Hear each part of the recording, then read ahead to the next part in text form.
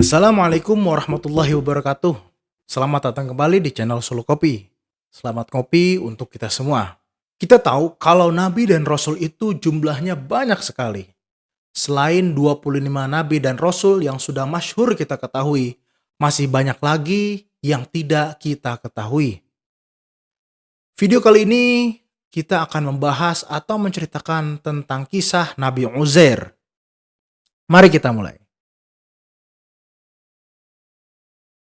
Sebenarnya para ulama berbeda pendapat tentang kenabian Nabi Uzair. Khususnya adalah pendapat dari Ishaq al-Bishr. Dijelaskan juga oleh Atha bin Rabah. Pada masa fatrah, yaitu masa kekosongan Nabi, yang terjadi antara masa Nabi Isa dengan Nabi Muhammad SAW. Yang mana pada masa itu banyak terjadi beberapa peristiwa. Yaitu peristiwa Bukhtun Nasr, surga Son'a, surga Saba, Ashabul Ukhdud, peristiwa Hasura, Ashabul Kahfi, Ashabul Fil, dan peristiwa Tuba. Sedangkan masa Nabi Uzair dan masa Bukhtun Nasr terjadi pada masa fatrah atau masa kekosongan Nabi. Sesuai yang sudah dijelaskan dalam As-Sahih, Rasulullah SAW bersabda, "Sesungguhnya manusia yang paling utama setelah Ibnu Maryam adalah aku. Karena sesungguhnya tidak ada seorang nabi di masa antara aku dan dia." Pendapat lain menurut Wahab bin Munabbih dalam Tarikh Ad-Dimashqi. Kalau Uzair hidup di masa antara Nabi Sulaiman dan Nabi Isa. Kemudian diriwayatkan juga oleh Ibnu Abbas secara marfu. "Aku tidak tahu apakah Tuba dilaknat atau tidak. Dan aku tidak tahu apakah Uzair adalah seorang nabi atau bukan." Jadi memang kenabian Nabi Uzair di kalangan ulama berbeda pendapat. Nama aslinya adalah Uzair bin Syurukha. Makamnya atau kuburannya berada di daerah Dimashq atau Damaskus. Dulu ia pernah ditawan oleh Bukhtun Nasr. Bukhtun Nasr adalah seorang raja Babylon. Dia termasuk raja yang kejam, yang pernah menghancurkan Baitul Maqdis dan menawan orang dari Bani Israel, termasuk Nabi Uzair. Ketika umur 40 tahun, dia banyak mendapatkan karunia dari Allah yang berupa hikmah. Sampai-sampai dikatakan, tidak ada seorang pun yang lebih hafal dan lebih mengerti isi kitab Taurat daripada dirinya. Dan juga ada yang mengatakan bahwa dia disebutkan bersama sederetan nama para nabi. Dan Allah menghapus namanya ketika dia bertanya kepada Allah tentang qadar. Namun pendapat ini dibilang dhaif, munqati, dan mungkar. Wallahu a'lam. Uzair adalah orang yang diwafatkan oleh Allah selama 100 tahun. Dan kemudian Allah bangkitkan kembali. Jadi suatu hari Uzair pergi ke suatu kampung kecil untuk memenuhi sebuah janji. Dalam perjalanannya dia berhenti pada sebuah tempat reruntuhan bangunan karena panasnya cuaca pada saat itu.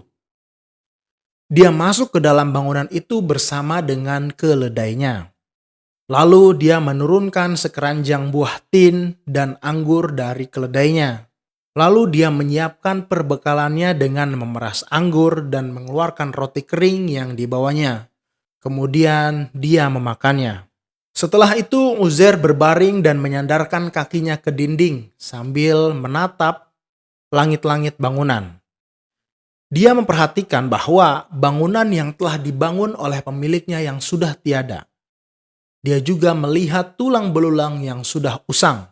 Kemudian dia berkata, "Bagaimana Allah menghidupkan kembali negeri ini setelah hancur?" Uzair tidak merasa ragu bahwa Allah mampu menghidupkannya kembali. Dia berkata begitu karena melihat yang begitu istimewa atau begitu takjub. Lalu Allah mengutus malaikat maut kepada Uzair dan mewafatkannya.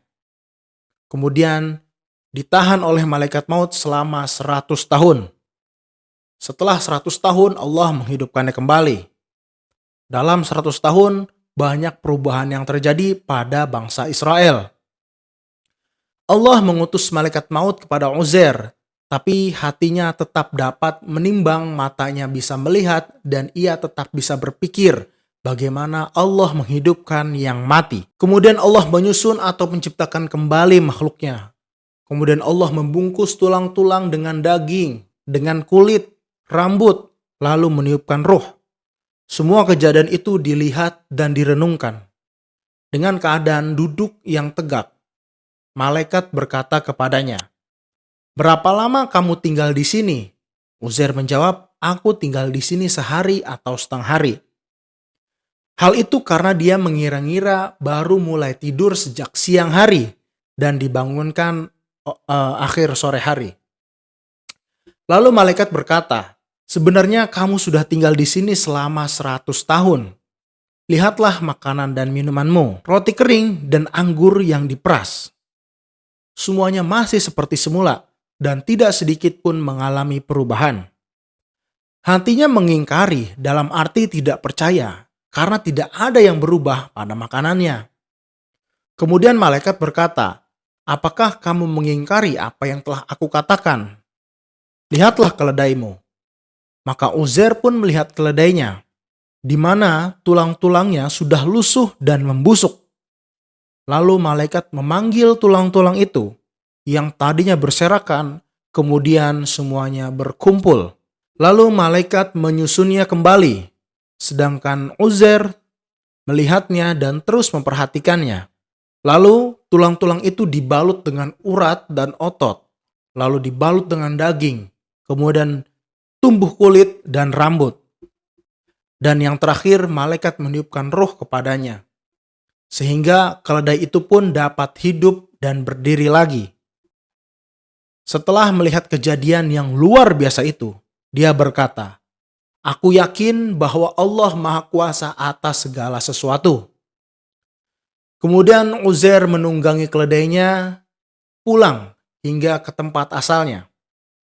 Orang-orang di sana tidak mengenalnya, dan juga sebaliknya, Uzair tidak mengenal mereka. Dia berjalan penuh dengan rasa was-was hingga sampai pada rumahnya.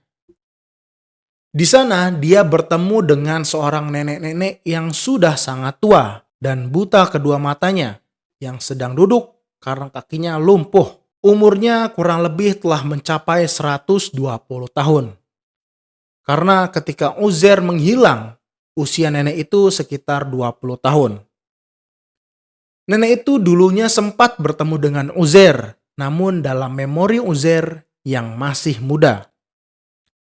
Kemudian Uzair bertanya kepada nenek tersebut, "Wahai nenek, apakah ini rumahnya Uzair?" Nenek itu membenarkan perkataannya. Lalu dia menangis dan berkata, "Selama ini aku tidak mengetahui seorang pun yang menanyakan tentang Uzair. Sungguh dia telah dilupakan orang-orang." Lalu Uzair berkata, "Sesungguhnya aku adalah Uzair. Allah telah mewafatkanku selama 100 tahun. Kemudian Allah membangkitkanku kembali." Lalu nenek itu berkata, "Subhanallah, sesungguhnya Uzair telah menghilang dari kami selama 100 tahun. Dan kami tidak mendengar kabarnya." Lalu Uzair meyakinkan, "Sesungguhnya aku adalah Uzair." Nenek tua itu kembali berkata, "Sesungguhnya Uzair adalah orang yang doanya selalu diijabah. Dia mendoakan orang yang sakit dan orang yang terkena musibah agar dapat kesehatan mereka kembali. Jika kamu benar adalah Uzair, maka berdoalah kepada Allah agar mataku dapat melihatmu dan mengenalimu." Kemudian Uzair pun berdoa kepada Allah, dan setelah itu mengusap mata nenek itu, hingga kedua matanya dapat melihat kembali. Lalu dia memegang tangan nenek itu dan berkata, "Berdirilah dengan izin Allah." Maka seketika itu juga nenek itu bisa berdiri dan menjadi sehat kembali. Lalu nenek itu memperhatikan Uzair dan berkata, "Aku bersaksi bahwa engkau adalah Uzair." Setelah itu nenek mengajaknya keluar menemui kaum Bani Israel yang sedang berkumpul di majelis mereka. Di sana ada anaknya Uzair yang juga sudah tua, umurnya sekitar 118 tahun, dan anak-anak yang lain yang umurnya juga sudah tua. Kemudian nenek itu memanggil mereka dan berkata, "Inilah Uzair, sungguh dia telah kembali kepada kalian." Tapi mereka tidak mempercayainya. Namun nenek itu meyakinkan mereka kembali. "Aku adalah pemimpin kalian. Dia telah berdoa kepada Allah untuk menyembuhkan kedua mataku dan cacat pada kakiku. Dia telah berkata bahwa Allah telah mewafatkannya selama 100 tahun, kemudian menghidupkannya kembali." Lalu semua orang berdiri dan menemuinya sembari memperhatikannya. Lalu anaknya berkata, "Ayahku memiliki tanda hitam di antara punggungnya." Setelah diperiksa, maka benarlah dia adalah Uzair, karena punggungnya terdapat tanda hitam. Maka Bani Israel berkata, "Sesungguhnya tidak ada orang di antara kita yang menghafal Taurat selain Uzair. Dan Bukhtun Nasr telah membakar Taurat dan tidak tersisa sedikit pun melainkan yang dihafal oleh Uzair. Maka tuliskanlah kembali Taurat kepada kami." Dan dahulu bapaknya telah menyembunyikan Taurat dan menguburkannya di suatu tempat ketika datangnya Bukhtun Nasr. Tempat itu tidak diketahui kecuali oleh Uzair. Kemudian mereka bersama Uzair menuju tempat tersebut dan menggalinya untuk mengambil kembali kitab Taurat. Mereka mendapati lembaran-lembaran yang telah rusak dan kemudian mereka mempelajari kitab tersebut. Kemudian Uzair menuliskan ulang kitab Taurat untuk mereka di bawah pohon yang dikelilingi oleh Bani Israel. Kemudian turunlah cahaya dari langit dan masuk ke dalam mulutnya, hingga akhirnya Uzair dapat mengingat isi Taurat untuk Bani Israel. Uzair menulis kembali Taurat di daerah sekitar perkampungan Hizqil. Lalu tempat yang dia meninggal di dalam reruntuhan bangunan tersebut bernama Sayarabad. Uzair dibangkitkan kembali setelah berlalunya masa Bukhtun Nasr. Demikianlah sekilas cerita tentang Uzair yang mana menjadi perdebatan antara nabi dan bukan. Tapi yang jelas dia adalah hamba yang saleh dan bijaksana dan mendapatkan anugerah berupa hikmah. Semoga bermanfaat, kurang lebihnya mohon maaf. Bila ada tambahan, masukan, atau komentar silakan tulis di komen. Wallahu alam, wassalamualaikum warahmatullahi wabarakatuh.